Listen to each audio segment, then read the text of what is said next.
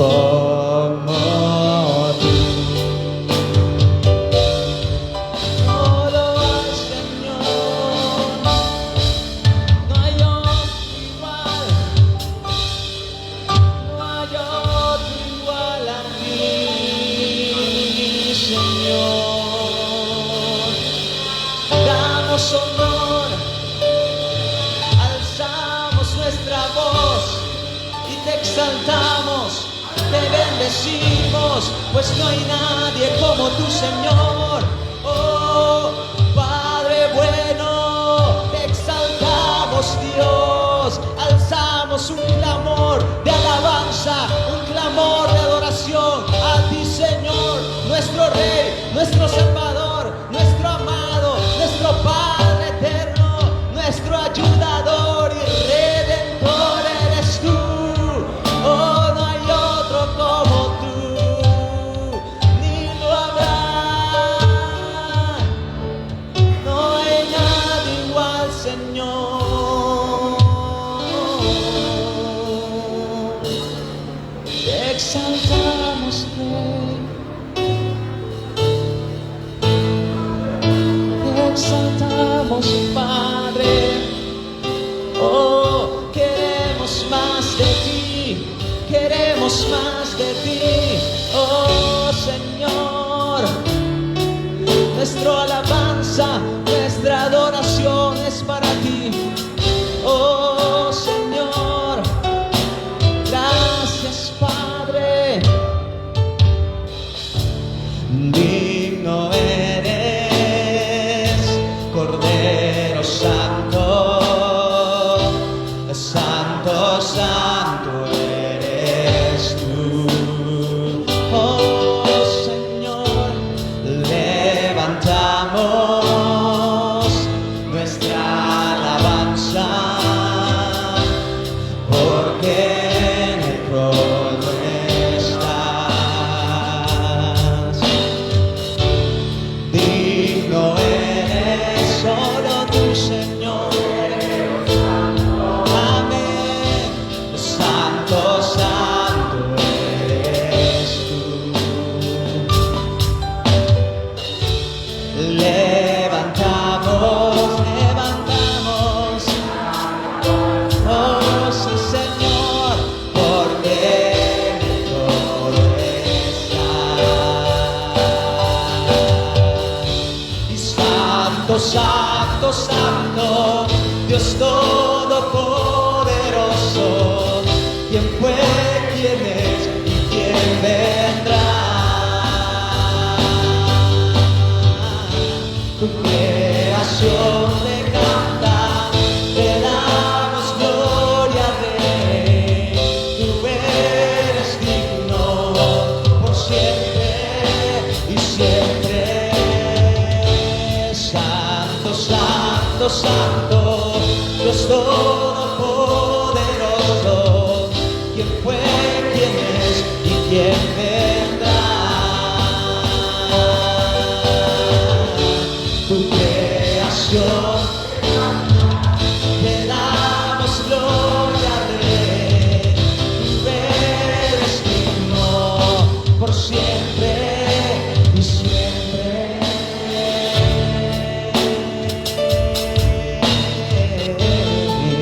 Oh, eres digno, eres bueno, verdadero Rey. Digno eres, Cordero Santo,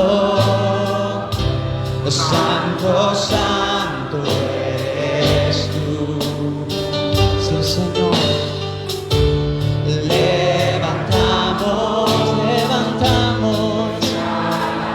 Oh, Señor, porque en tu trono estás, rodeado de gloria y poder.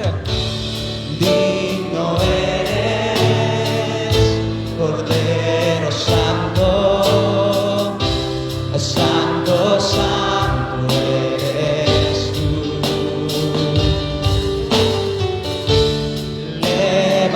Levantamos nuestra alabanza. alabanza como un solo pueblo, porque en el trono está. Sí, Señor, Santo, Santo, Santo, Dios Todopoderoso, quien fue, quien es y quien vendrá. Tu creación te canta, te damos gloria a ti. Tú eres digno por siempre y siempre. Y santo, santo, santo. Sí, Señor. Aleluya. Tu creación te canta, te damos gloria al Rey. Tú eres digno por siempre y siempre. Eres digno, Dios, por siempre y para siempre. Aleluya. Tú eres bueno, Señor, tú eres fiel. Amén. Aleluya. Bendito sea tu nombre para siempre. Eres digno de recibir la gloria, Señor. Eres digno de ser exaltado, de ser temido, de ser adorado. Queremos bendecir tu nombre, declarar tu grandeza, Amén. tu majestad, tu dignidad, Señor. Sabiendo que has mostrado tu Sí, Padre, fidelidad, gracias. tu bondad, tu gracia y tu poder en nuestra vida. Amén. En el nombre de Jesús nos acercamos para poder glorificarte, para ofrecerte nuestro canto, para adorarte, Rey, proclamándote como nuestro Señor, reconociéndote como el Dios eterno, Amén. el Dios verdadero. Sí, Señor. Gracias, Padre. Gracias por este día y por la libertad que tenemos. Amén. De reunirnos, de acercarnos a ti y de meditar en tu palabra. Ministra nuestra vida mientras meditamos en ella.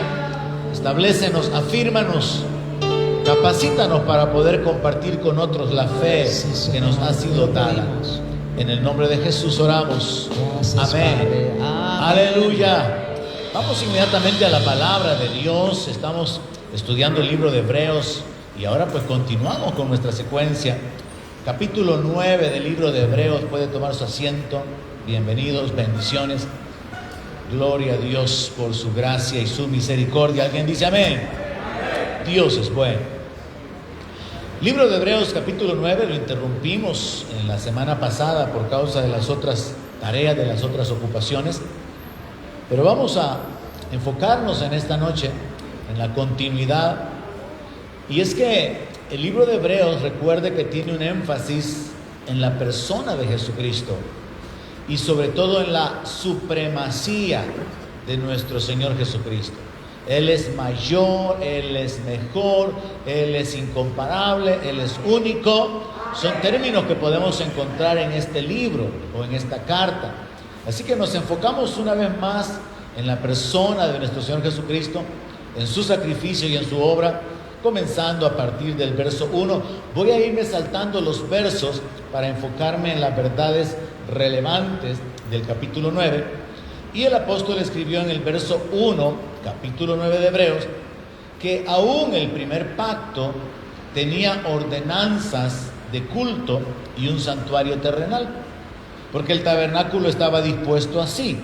En la primera parte, que se llamaba el lugar santo, estaban el candelabro, la mesa y los panes de la proposición.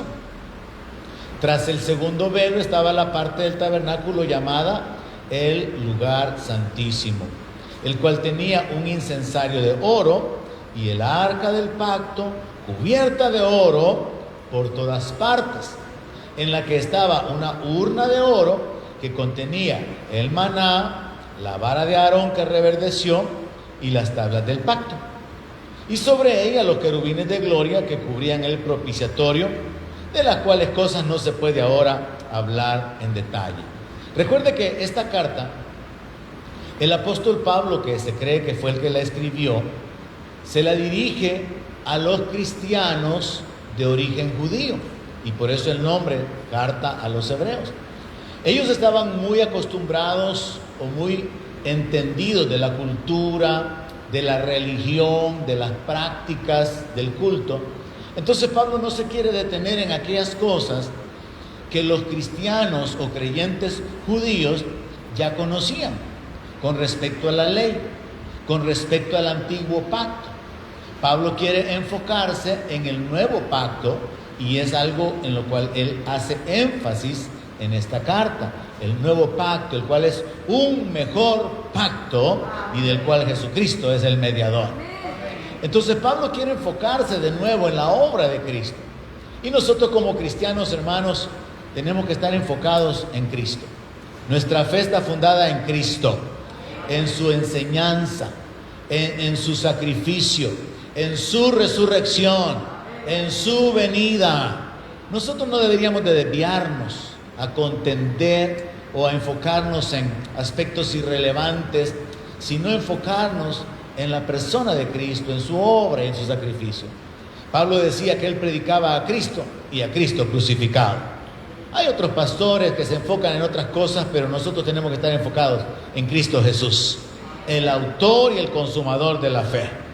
Entonces Pablo pone un gran énfasis en la persona del Señor y en el sacrificio, y aquí él quiere hablar un poco más acerca del pacto, del nuevo pacto, hecho o confirmado por medio del sacrificio del Señor.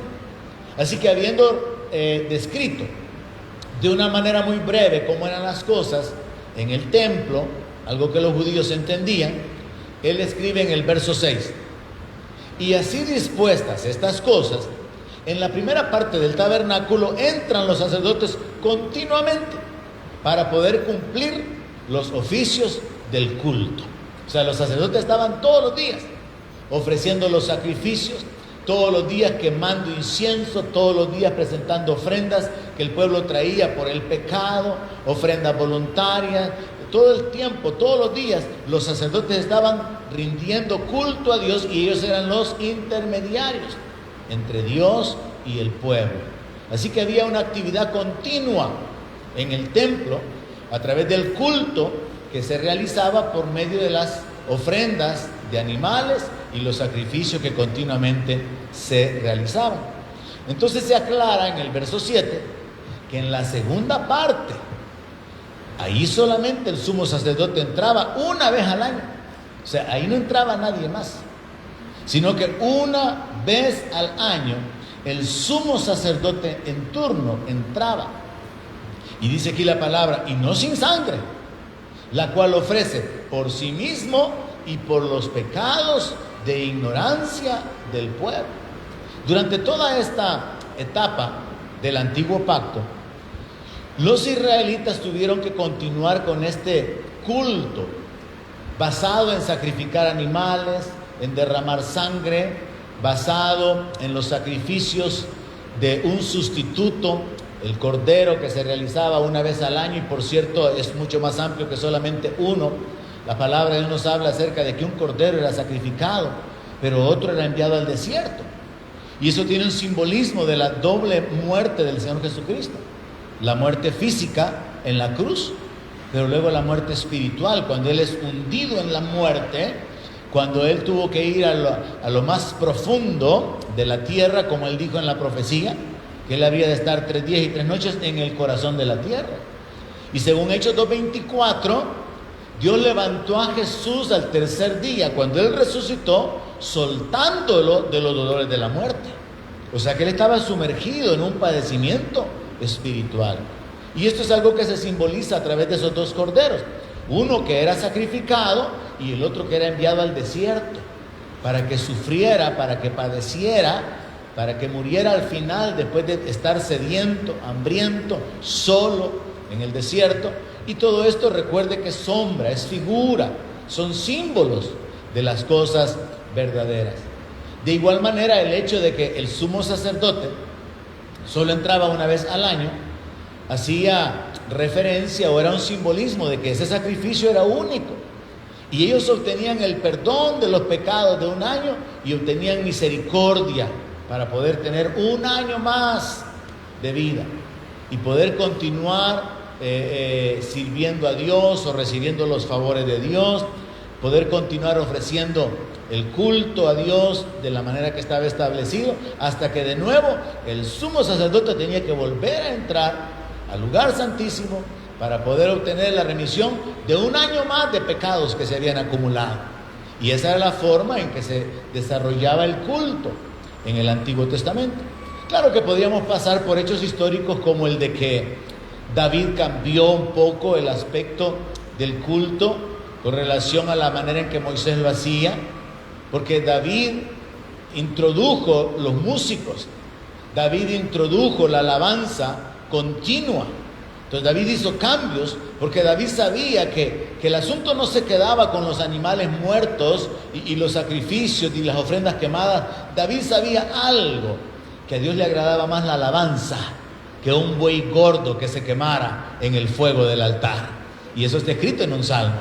Y él por eso se desarrolla como un adorador, se desarrolla como alguien que se goza en la alabanza, porque yo veo a David como un personaje, un tipo que se anticipó en su época. Y él se convirtió en un adorador, se convirtió en una persona que le dio suma importancia a la alabanza. Entonces podemos pasar por ese detalle histórico de que aunque el culto estaba basado en ofrendas, en sacrificios, en sangre derramada, en quemar a los animales, David entiende que la verdadera comunión con Dios tiene que ver con la alabanza, la adoración y las acciones de gracia. Pero luego acá en el verso 8, el apóstol hace una aclaración relacionada con el hecho de que el sumo sacerdote solamente entraba una vez al año al lugar santísimo. Y dice esto, mire: dando el Espíritu Santo a entender con esto, que aún no se había manifestado el camino al lugar santísimo, entre tanto que la primera parte del tabernáculo estuviese en pie. Entonces ubiquémonos en la narración. Los sacerdotes entraban todos los días, continuamente, con ofrendas para ministrar, para cambiar los panes de la proposición, para poder poner más incienso en las lámparas o en el altar del incienso. Ellos estaban pendientes de ese culto continuamente, pero no podían pasar más allá, sino que hasta que llegaba un año, el año de la remisión, hasta que llegaba la Pascua, que era un recordatorio de cuando salieron de Egipto, el sumo sacerdote podía pasar al otro lado, al lugar santísimo. Entonces Pablo está diciendo de que la razón por la cual las cosas eran de esa manera en el Antiguo Testamento era que esto era una indicación o una figura establecida por Dios, por medio de su Espíritu Santo, de que el camino hacia el lugar santísimo, el lugar de la manifestación de Dios, no estaba abierto, no estaba disponible. Y aquí nosotros podemos insertar el hecho de que cuando el Señor Jesucristo murió, la palabra de Dios dice que el velo del templo se rasgó de arriba a abajo. Fue como que Dios rompiera el velo, y eso fue una obra de Dios, mostrando que a partir de ese momento, con el sacrificio de Cristo, el acceso al lugar santísimo quedaba abierto. Y aunque eso fue un acto físico dentro del templo, eso tiene una aplicación totalmente espiritual para nosotros ahora, y es esta: usted y yo podemos entrar en la presencia de Dios para adorarle con libertad a través de Jesucristo. Probablemente no sentimos nada, no tenemos visiones cuando lo estamos haciendo, pero Dios nos recibe. Nosotros nos acercamos a Sión, nos acercamos a la congregación de los millares de ángeles, nos acercamos a la congregación de los espíritus de los primogénitos hechos perfectos. Es un acto espiritual el que nosotros realizamos, y entonces nosotros nos conectamos con el cielo aunque no nos damos cuenta. Y a veces eso, que es parte de nuestro conflicto intelectual o racional, nos hace que nos desconectemos. Por ejemplo, yo siempre veo hermanos y cuando he podido llamarles la atención lo hago y le digo: ¿y para dónde va usted si estamos orando? Por ejemplo, cuando yo salgo para despedirme de la gente y me pongo ya listo allá en la parte de la posterior para salir, y está aquí el hermano que está a cargo de la administración de las ofrendas y se comienza a orar, comienzan algunos a caminar. Porque no está como esa conciencia. Estamos orando, estamos delante de la presencia de Dios. Hay gente que durante la palabra no se levantan por respeto, pero durante la alabanza sí se mueven. Durante la adoración, cuando la gente está con los ojos cerrados, ahí sí se mueven, porque no estamos conscientes de que estamos conectados con el cielo. Entonces, préstele atención a ese verso, dando el Espíritu Santo a entender con esto, que aún no se había manifestado el camino al lugar santísimo, entre tanto que la primera parte del tabernáculo estuviese en pie. Entonces, desde el momento mismo en que el Señor Jesucristo se entrega, sacrifica su vida y se da ese acto simultáneo juntamente con su muerte, de que el velo se rasga, ahora queda establecido esto: el camino al lugar santísimo está abierto. Y por eso más adelante aquí en el libro de Hebreos vamos a encontrar esta instrucción: acerquémonos confiadamente al trono de la gracia. ¿Por qué? Porque está abierto. Nosotros no venimos a un lugar intermedio, nosotros no venimos ni necesitamos un mediador, sino que según la palabra de Dios, nosotros en el Espíritu entramos en la presencia de Dios. Y así como Dios está consciente de nuestra realidad, Él está consciente de nuestra condición y de nuestra actitud de adoración. Cuando nosotros nos reunimos, cuando nos congregamos y nos disponemos de corazón para poder bendecir su nombre. Vamos a enfocarnos en esto un poquito más adelante. Pero veamos lo que dice el verso 9. Lo cual es símbolo. Pablo está aclarando los símbolos. Lo cual es símbolo para el tiempo presente, según el cual se presentan ofrendas y sacrificios que no pueden hacer perfecto en cuanto a la conciencia al que practica ese culto. A los apóstoles les tocó vivir una época muy particular, un tanto difícil de comprender, porque ellos vivieron en un espacio de tiempo que, voy a decirlo de esta manera, fue como un puente. Ellos venían de la ley, conocían la ley. De hecho, la palabra de Dios dice que Jesús nació bajo la ley. Y por eso se presentaron los sacrificios que según la ley se ordenaba, y fue circuncidado según la ley se ordenaba que se hiciera. Pero con el Señor Jesucristo la gracia es revelada, pero todavía está en vigencia la ley. Y Jesús mismo tuvo que cumplir la ley. Entonces la ley tiene que traslaparse, el final de la ley, con el inicio de la gracia. Y es en ese tiempo donde a los apóstoles les tocó vivir. Los apóstoles, y particularmente Pablo, tuvo que enseñarle a los judíos que ya no era un asunto de ser o estar esperando ser justificados por medio de la ley, sino que la justificación era por gracia, por medio de la fe en Jesucristo. Y eso chocaba con la mentalidad de los judíos, porque ellos lo único que conocían era la ley, y sabían que la ley era revelada por Dios, era la palabra de Dios, y que ahora se viniera predicando el evangelio de la gracia, y que se viniera predicando que a través de la fe en Jesús había justificación. Eso chocaba en la mentalidad de los judíos. Y entonces tomó tiempo para que el evangelio pudiera penetrar en esa mentalidad religiosa de los judíos, para que más judíos se fueran convirtiendo o fueran poniendo su fe bajo el entendimiento de que Jesucristo era el Mesías del cual los profetas habían escrito en el Antiguo Testamento. Pero a ellos les tocó vivir, a los apóstoles, les tocó vivir en un ambiente de transición, de cambio. Y por eso es que Pablo escribe esto en el verso 9. Esto dice de que el acceso al lugar santísimo no estaba disponible mientras estuviese de pie la primera parte del tabernáculo.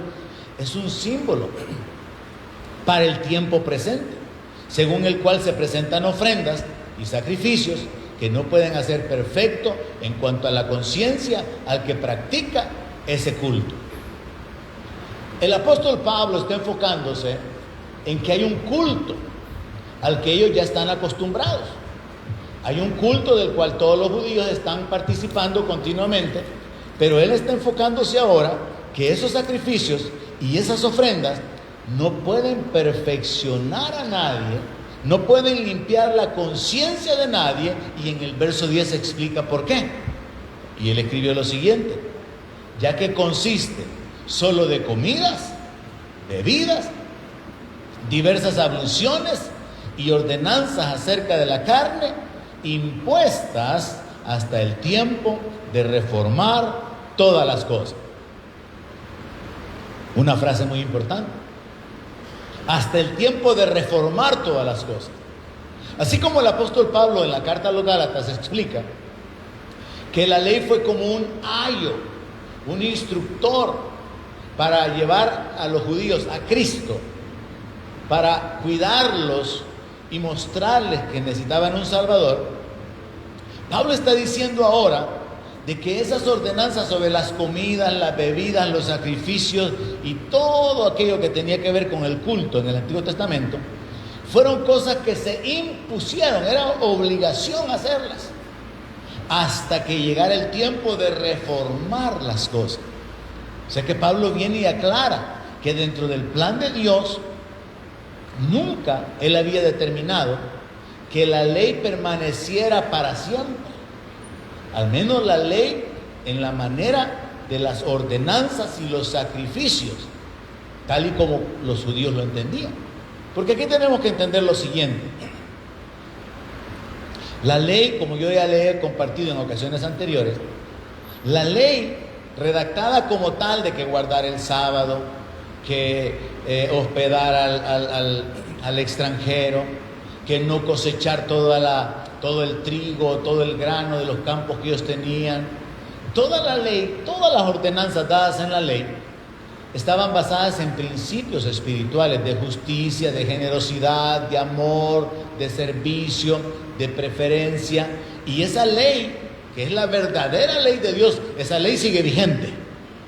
La ley mosaica es la que ha sido cambiada, porque la ley mosaica estaba basada en aquellos principios espirituales, pero esos principios no han sido removidos. Dios todavía se agrada del que hace justicia, del que hace misericordia, del que camina en la verdad, del que camina en amor. Entonces la ley fue removida porque desde el principio fue planificado que la ley solamente rigiera un tiempo hasta que se pudiera probar que el hombre no puede justificarse por medio de la ley y que necesitamos ser perdonados, que necesitamos la gracia de Dios, que no es por nuestro esfuerzo, no es por nuestra habilidad que alcanzamos la salvación o que podemos agradar a Dios.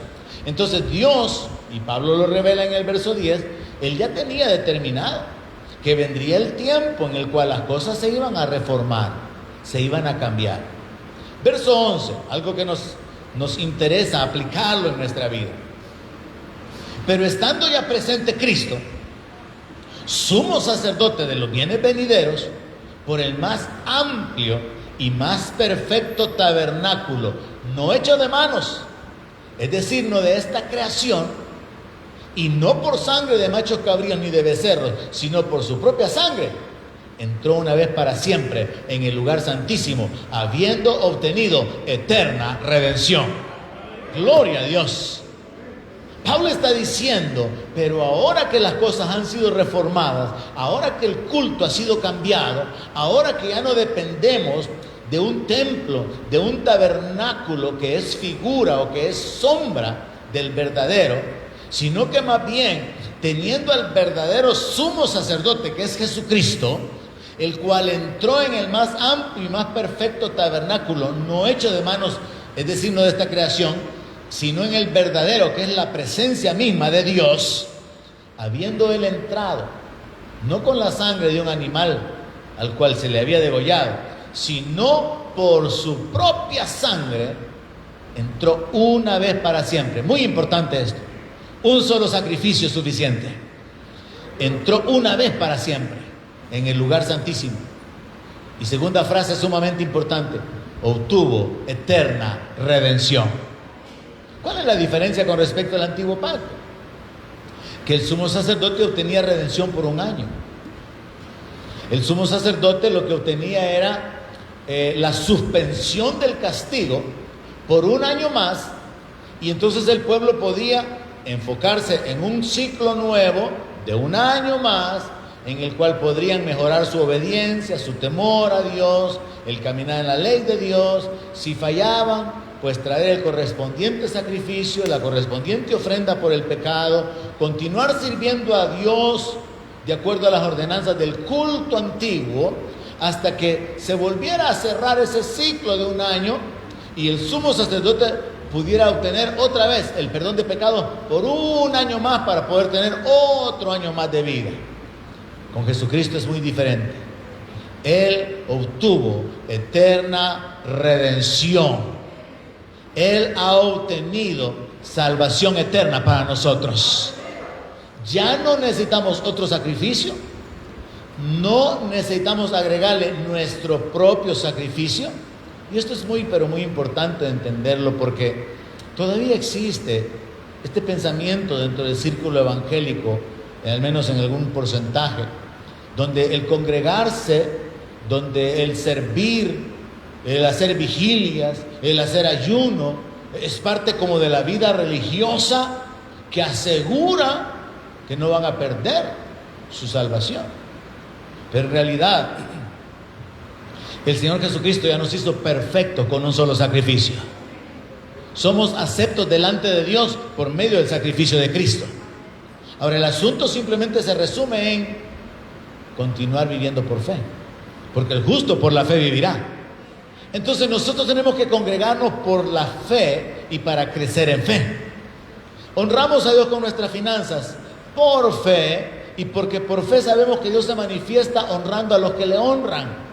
Servimos a Dios porque queremos ver a otros siendo alcanzados, porque queremos cooperar con la extensión del reino.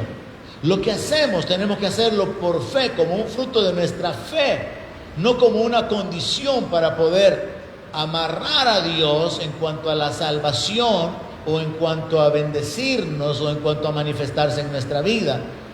Pues Él nos amó cuando éramos enemigos. Cuanto más ahora, siendo sus hijos, Él nos va a bendecirnos y a sostenernos. Pero es en la medida que nosotros crecemos en el conocimiento de la palabra que aprendemos a poseer las promesas y llegamos a un entendimiento. No merecía nada, pero Dios lo ha hecho disponible para mi vida.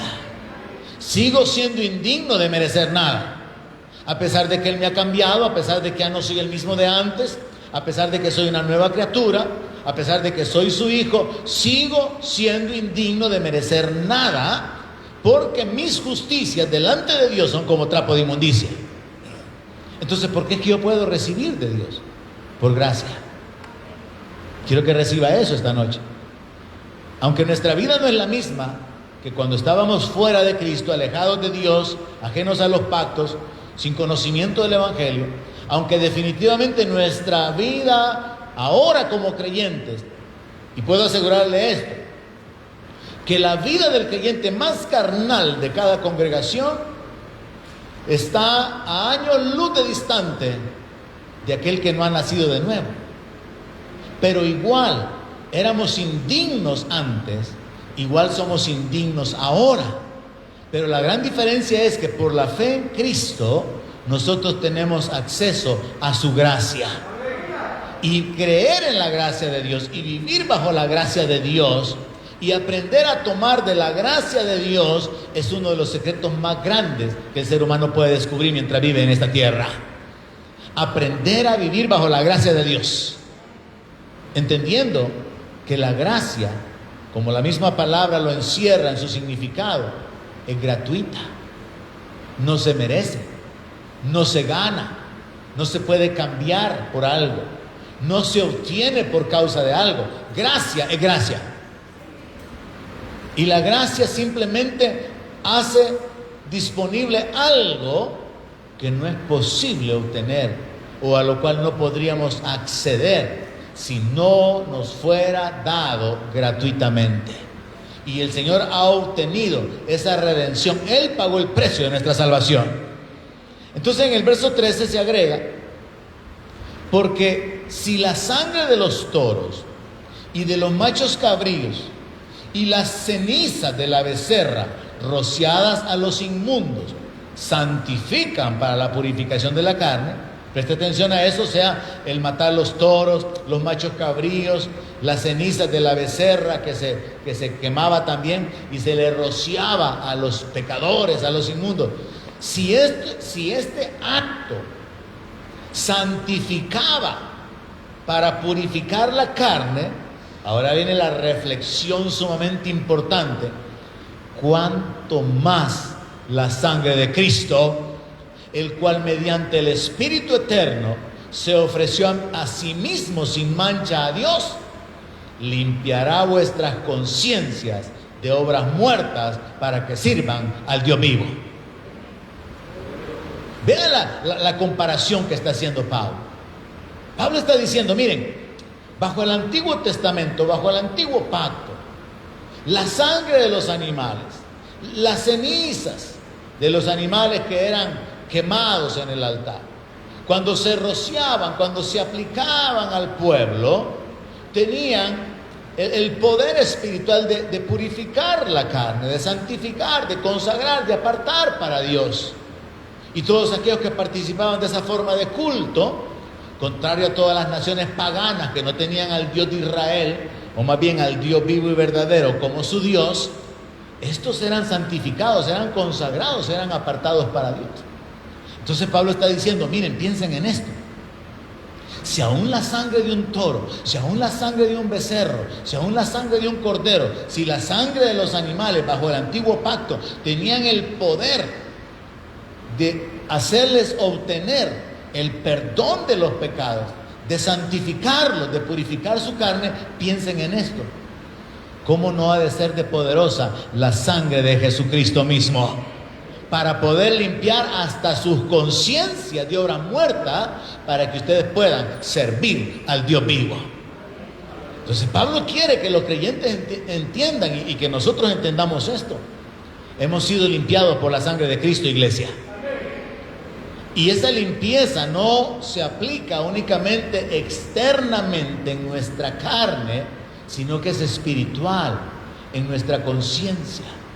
De manera que cada creyente tiene que vivir con este entendimiento: Dios me ha limpiado de mi pecado, estoy limpio, Él me ha santificado, Él ha quitado toda conciencia de pecado, Él me ha quitado toda confusión con relación a la inclinación a la idolatría, con relación a todo esfuerzo humano para poder salvarse, y Dios ha hecho disponible la salvación, el perdón de mis pecados, cuerpo glorificado, la vida eterna, la herencia, la entrada en su reino por su gracia.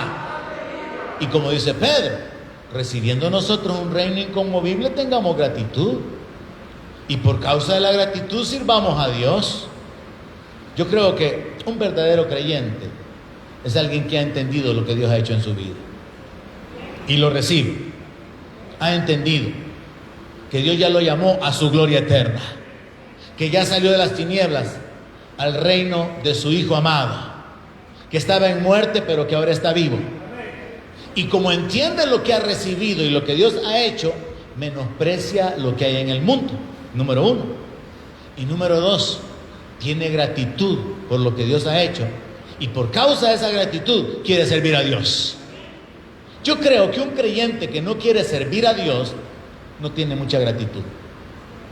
Y probablemente no tiene mucha gratitud porque no ha entendido todo lo que Dios ha provisto para su vida. Y como no ha entendido todo lo que Dios ha hecho y todo lo que Dios ha provisto, vive así como que lo que algunos llaman el evangelio light. Así, un evangelio de, no, sí, yo voy a la iglesia, no, yo soy cristiano, y pues no, sí, verdad, cuando puedo, verdad, yo sirvo, cuando yo puedo, yo apoyo, cuando yo puedo, pues me involucro. Pero es diferente el cristiano que ha comprendido lo que Dios ha hecho en su vida. Yo recuerdo, hermano, en mis inicios, a mí me ministraba muchísimo esa canción de Dani Berríos, Me diste amor cuando nadie me quiso amar. Porque yo literalmente experimenté la realidad del amor de Dios mientras estaba experimentando el rechazo en mi familia. Y yo pude experimentar muchas porciones de la palabra que se estaban volviendo realidad en mi vida, y yo podía ir entendiendo no solamente la realidad de la presencia de Dios, sino de la voluntad de Dios y de la administración de Dios a mi vida. Y yo iba apropiándome de lo que encontraba en la palabra. A estas alturas, después de tantos años, he acumulado un montón de experiencias, de vivencias en las que he visto que la gracia de Dios es sobreabundante. Y yo no puedo ni imaginarme mi vida fuera de la gracia de Dios, hermano. Como el apóstol Pablo dijo, por la gracia de Dios soy lo que soy. Y podríamos agregarle, hermanos, por la gracia de Dios tenemos lo que tenemos. Por la gracia de Dios estamos donde estamos. Por la gracia de Dios hemos disfrutado lo que hemos disfrutado. Todo lo que tenemos se lo debemos a Él. Ha sido por su gracia. Ha sido simplemente porque Dios en su bondad se reveló a nuestra vida y puso a disposición nuestra todas las cosas que pertenecen a la vida y a la piedad. Porque así dice la palabra, que nos han sido dadas, dice. Todas las cosas que pertenecen a la vida y a la piedad nos han sido dadas por medio de Jesucristo. Entonces es muy importante entender que en el antiguo pacto la sangre de los animales limpiaba, santificaba a los que practicaban ese culto, pero en el nuevo pacto la sangre de Cristo ha limpiado nuestra conciencia de pecado, ha limpiado nuestra conciencia para que podamos servir al Dios vivo. Y entonces vamos a concluir en el verso 15, porque el énfasis de Pablo es la supremacía de Cristo, y él ya mencionó que tenemos ese sumo sacerdote, y él ya mencionó en las escrituras anteriores que somos bendecidos o participantes de un mejor pacto. Terminemos en el verso 15. Así que, por eso, es mediador de un nuevo pacto. ¿Por qué? Por su sangre. Porque no entró en un tabernáculo terrenal, sino en el verdadero. Entró delante de la presencia misma de Dios. Así que Él es mediador de un nuevo pacto, para que, interviniendo muerte para la remisión de las transgresiones que había bajo el primer pacto, los llamados reciban la promesa de la herencia eterna. Concluyo con este pensamiento. De Jesús fue dicho: he aquí el Cordero de Dios que quita el pecado del mundo. El Señor Jesucristo ha quitado nuestro pecado por causa de nuestra fe en Él. Entendamos esto. En el Antiguo Testamento, la sangre de los toros, del cordero, de los becerros, no quitaba el pecado. Cubría el pecado, pero no lo quitaba. Hay una gran diferencia en que nuestros pecados sean borrados, como Dios lo había dicho por medio de un profeta: yo soy el que borro tus rebeliones. Como escribió el profeta: vengan luego y estemos a cuenta, aunque sus pecados sean rojos, yo los voy a hacer blancos. El pecado removido, el pecado quitado, es diferente al pecado cubierto. No es lo mismo que usted quite una mancha en su blusa completamente, usando los detergentes o lo que necesite para quitarla, a que se ponga una calcomanía encima. Una cosa solamente cubre, pero la otra remueve la mancha y lo deja íntegro, lo deja como debe de ser. Y eso puede servirnos como una aplicación y un entendimiento del antiguo pacto y del nuevo pacto. En el antiguo pacto el pecado no era removido, no era quitado, era cubierto. Y había que hacer otro sacrificio otro año más para poder seguir cubriendo el pecado, hasta que aparece el Cordero de Dios que quita el pecado del mundo. Y ese es nuestro Señor Jesucristo. Él es nuestro sumo sacerdote. Así que avanzamos un poco más esta noche a través de nuestro estudio del capítulo 9 del libro de Hebreos, con el entendimiento de que tenemos ese sumo sacerdote, que es el mediador de un mejor pacto. Ahora lo que nos hace falta es que nosotros nos sumerjamos en el entendimiento de cuál es el pacto que tenemos. Porque este pacto, mis hermanos, no consiste en congregarse, en ir a la iglesia de vez en cuando, o ir regularmente, o ir fielmente. No, este pacto tiene que ver con promesas. Así que el entendimiento del pacto tiene que ver con cuáles son las promesas que están disponibles para mí, que yo no he echado mano de ellas todavía. Voy a investigar, voy a leer, voy a averiguar si esto se llama testamento, si el Nuevo Testamento se considera como la revelación de la voluntad de Dios.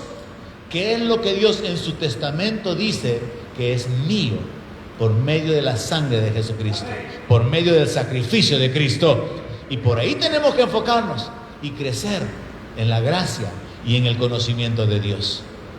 Oremos que Dios continúe dándonos entendimiento y ayudándonos para terminar con gozo nuestra carrera en victoria, bendecidos y siendo canales de bendición para otros. Oremos. Padre, gracias por la vida. Gracias por tu gran misericordia, tu paciencia, tu bondad, tu fidelidad, por guardar nuestra vida, por darnos fuerzas, por no pagarnos conforme a nuestras obras, por bendecirnos inmerecidamente. Te damos la gloria, la alabanza, te damos la gracia y te pedimos tu guianza, te pedimos tu ayuda. En el nombre de Jesús, dirígenos, ordena nuestros pasos, manifiéstate, glorifícate en nuestra debilidad para la gloria de tu nombre. Por Jesucristo nuestro Señor te lo pedimos. Y toda la iglesia dice amén. Bendiciones, hermanos, podemos adorar a Dios.